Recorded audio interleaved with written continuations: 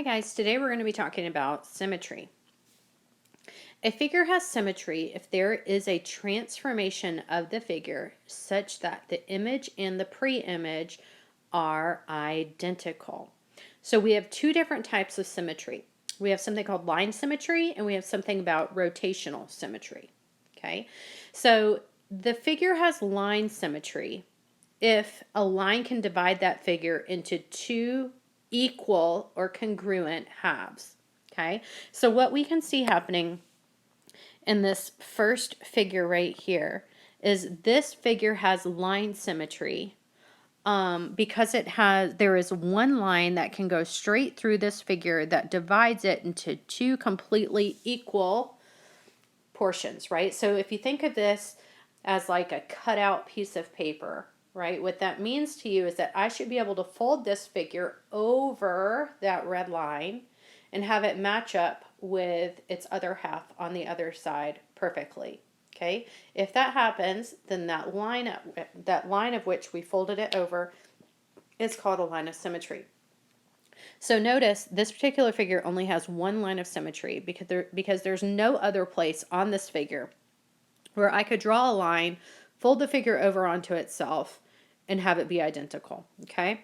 But now with the next one, we can see that we actually have two lines of symmetry, right? We have a line of symmetry here, right? If we folded this figure over, it could make a perfect match. And we have another line of symmetry here. Once again, if we folded the figure over, we would have a perfect match. So this figure would have two lines of symmetry. Notice here comes our triangle, right? It's looking kind of like a right triangle. I don't know for a fact it's a right triangle because there's no right angle markings, so I can't be 100% sure. But what I do know by looking at this guy is it has no lines of symmetry, okay? There's nowhere that I can draw a line on this guy and fold it over and have it map or fold completely onto itself identically. So there is no lines of symmetry on that figure. Well, the next type of symmetry that we could have is something called rotational symmetry, all right? So when a figure is rotated between 0 and 360 degrees, the resulting figure coincides with the original, okay? So coincides means maps onto. The smallest angle through which the figure is rotated to coincide with itself is called the angle of rotational symmetry. And the number of times that you can get an identical figure when repeating the degree of rotation is called the order of the rotational symmetry. So I went ahead and gave you some notes below that kind of goes more into depth with angle of rotational symmetry. We'll look at those in just 1 second, but let's look at this figure first. First of all, we can see that this is a hexagon, right? It's a 6-sided figure. It is not a regular hexagon in the sense that not all of the side lengths are the same, nor are all of the angle measures the same. However, it is in fact a hexagon because of the fact that it has 6 sides. So if I wanted to ask you guys, hey, what is the angle of rotational symmetry on this? What I'm really asking you is, how many degrees would I need to rotate this figure in order to get it to go back onto itself? Okay, in order to get it to go back onto itself. So a way that you can think about that, the easiest way that I can think of to think about it, is to take the number of vertices here, so 1, 2, 3, 4, 5, 6 vertices, and to take 360 and divide it by 6, right? 360 divided by 6 actually gives us 60 degrees, okay? So what that means to us is either every 60 degrees that this figure rotates, it will map itself back onto itself, or some multiple of 60 degrees will allow this figure to map back onto itself. So here's what I want you to think about. If you remember back when you were little, like maybe in preschool, and your mom maybe had a little puzzle board, and on that puzzle board were little shapes, right? So maybe it had like a triangle. So, one of those hard cardboard puzzles, right? You had like maybe a triangle, a circle, a square, a rectangle, etc. And on each one of those puzzle pieces was a little knob, right? And so you could pick up that puzzle piece off of the puzzle board, holding onto that knob, and you could put it back into its correct spot. So if you visualize with me for a second that this hexagon that we're talking about, let's pretend it had a little knob on it and we just straight picked it up, okay? If we rotated that puzzle piece 60 degrees, we couldn't put it back into its spot, right? So what if I rotated it another 60 degrees? So that would be 120 degrees. It still wouldn't fit. But if I rotated it another 60 degrees, which would put me at 180 degrees, I could put it right back into its perspective spot. Therefore, the angle of rotation, in order to get this figure to coincide or to map back onto itself in this case, would be 180 degrees. The order would be 2. So why would the order be 2? Because once you find the angle, you can take 360 divided by the angle of rotation, and you get the order, which is 2. All right, so that being said, let's look at this triangle here. So I see that I have 3 vertices, so I'm going to take 360 and I'm going to divide it by 3. Well, 360 divided by 3 is 120. So some multiple of 120 is going to allow me to map or rotate this figure back onto itself, and it will coincide or fit exactly as it should. So if this were a puzzle piece and I picked it up, could I just rotate it a simple 120 degrees and put it back in its spot and have it fit perfectly? The answer is yes. So therefore, the angle of rotation on this guy would be 120. And because 360 divided by 120 is 3, that would be my order. Now looking at this figure, that guy's an oddball, right? So this is a quadrilateral. It's a 4-sided figure. We have 4 vertex points. So if I take 360 and I divide that by 4, what that means to me is hopefully, if it does have rotational symmetry, roughly every 90 degrees or some multiple of 90 degrees or so, should be able to map my figure back onto itself when it's rotated. Well, if I were to pick this piece up as if it were a puzzle piece and rotate it 90 degrees to the right and go to put it back in, it's not going to fit. Another 90 degrees, not going to fit. Another 90 degrees, not going to fit. It's not going to be able to coincide or map back onto itself until it has gone a full 360. Okay? So if it requires a full 360 degrees, it's said to have no rotational symmetry. All right, so that being said, let's look at some of these definitions that I give down here. A figure has rotational symmetry if it can be rotated about a point by an angle less than 360 degrees so that the image coincides with the pre-image. The angle of rotational symmetry is the smallest angle through which a figure can be rotated to coincide with itself. And the number of times the figure coincides with itself as it rotates 360 degrees is called the order of the rotational symmetry.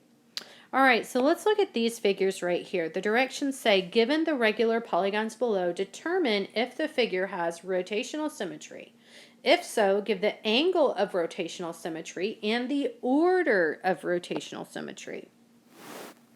All right, so looking at these figures, does this first hexagon, okay, the regular hexagon, have rotational symmetry? Yes or no? Well, the answer here is yes, it does have rotational symmetry. The next question is, what is the angle of rotational symmetry? All right, so what I'm going to do is I'm going to take 360 and I'm going to divide it by the number of vertices here, which is 6. So that gives me roughly 60 degrees. So multiples of 60-degree rotations should give me the ability to rotate this figure and map it back onto itself. So the question is, would one 60-degree rotation allow me to rotate this figure and get an image where it coincides with itself? And the answer is yes. So the degree is 60, or the angle of rotational symmetry is 60 on this one. So what is the order? Well, 360 is the full circle divided by 60 degrees gives us 6 as the order of rotational symmetry. All right, so let's look at the next figure. The next figure that we have is an octagon. Okay, it's an octagon. So does this octagon have rotational symmetry? And the answer is yes, it does. So what is it? Well, if we take 360 and we divide that by 8, we end up getting 45 degrees as the angle of rotation. So that means every time I rotate this figure 45 degrees, it will map back onto itself. Therefore, the order of rotation has to be 360 divided by 45, which is 8. All right, so let's look at this triangle. Does this triangle have rotational symmetry? And the answer is yes, it does. Okay, so what is the angle of rotational symmetry? So remember, we want to take 360, divide it by the number of vertices that we have, which are 3. So that gives us 120. So every 120 degrees, this particular figure will map back onto itself. So at 120, at 240, at 360, it's going to map back onto itself. So 360 divided by 120 is 3, which is its order. All right, and lastly, we have a septagon. Miss Powell, what's a septagon? It's a figure with 7 sides, right? No, wrong. Heptagon. A heptagon is a figure with 7 sides. Silly. Seems like we should call it a septagon, though, right? I don't know why I want to do that. I just do, but it's not. It's a heptagon. All right, so the question is, does this have rotational symmetry? And the answer to that is yes, it does have rotational symmetry. The next question, by the way, all regular figures are going to have rotational symmetry. The next question that we want to ask is, what is the angle of rotational symmetry? Well, I'm going to take 360 and I'm going to divide it by the number of sides, which is 7. All right, so what do I get? If you're getting nervous because we got the decimal, that's okay. It's about, so I'm going to use my approximate symbol, 51.43 degrees. Okay, is my angle of rotational symmetry. The order is 7. All right, let's look at the next example. The next example says, do these figures have line symmetry? So now we're going to go back and we're going to talk about some line symmetry. And if so, what in the world are the equations of the lines? All right, so looking at these figures, I'm going to try and use some different colors. Maybe I'll use red on red. Okay, so line symmetry. I can see that I have one line of symmetry here on our rectangle. That line symmetry is located at x equals -5. Equals -5. Then the question is, do we see another line that we can use to divide this figure into 2 equal halves? Right? And the answer to that question is yes. We actually see another line of symmetry here, which is located at y equals 0. Okay, so y equals 0 and x equals 5 are 2 lines of symmetry that rectangle has. All right, so let's look at our square next. All right, so here with this square, the first most obvious line of symmetry that I can see here is a line that's going to cut this guy right in half vertically. Okay, so that line of symmetry is located at x equals 2. I see that I have another line of symmetry that I could draw here at y equals -2. And then I want to ask you this question. Is it possible for us to have any other lines of symmetry here? Is it possible for us to have any other lines of symmetry here? And the answer is yes. We do have actually two more lines of symmetry. We actually have two diagonal lines. So we have one diagonal line here. In the equation of that line, remember, it needs to be y equals mx plus b. So what is that? Y equals, what is our slope? Our slope is 1 over 1. So 1x, or just x, plus our b value, in this case, is -4. That's a -4. And then we actually have one more line of symmetry, which goes vertex to vertex here. Sorry, my line's kind of squiggly. The question is, what is the equation of that line?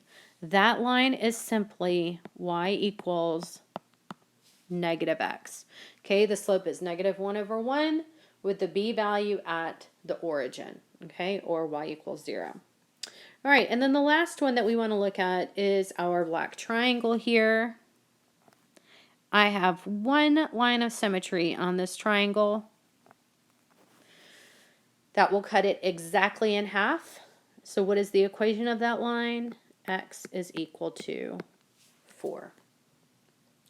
All right, and let's look at our last example for this lesson. Our last example says, graph the coordinates of the figure to determine what type of symmetry it has, if any.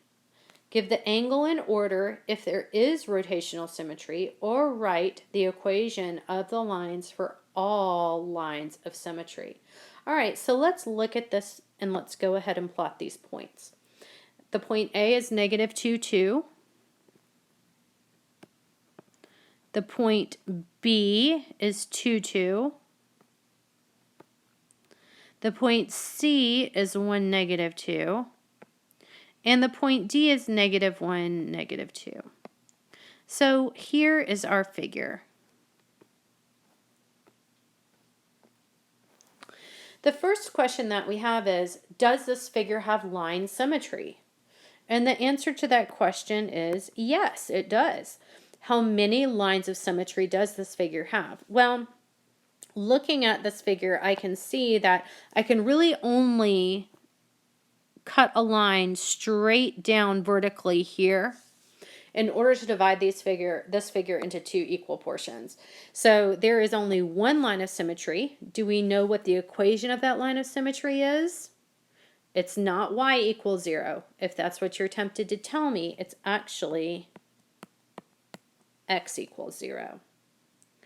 Then the question is, does this figure have rotational symmetry, right? Can I rotate, is there an angle that I can rotate this figure by less than 360 degrees that will allow it to map back onto itself exactly? And the answer to that is no, it doesn't, right? This figure does not have rotational symmetry. Therefore, there is not an angle of rotation, so we're going to say not applicable, and there is not an order, not applicable. All right, guys. That's your lesson for today. See you soon.